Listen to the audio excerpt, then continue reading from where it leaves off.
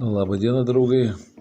Noriu pasidalinti trumpų filmukų apie pirmą mūsų šiais metais įrenginėjamą veją. Tai yra ruloninės vejos įrengimas. Objektas didelis, virš 500 kvadratinių metrų, bet viskas kaip iš pypkės, ilgametė patirtis. Jokių klaidų, žmonės žino kiekvieną žingsnį savo, kontroliuoja situaciją ir visas darbas beveik įgyvendintas per 2,5 dienos.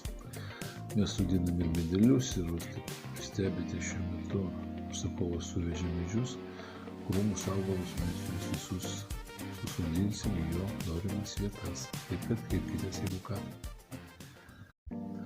Labą dieną, draugai. Noriu pasidalinti trumpų filmukų apie pirmą mūsų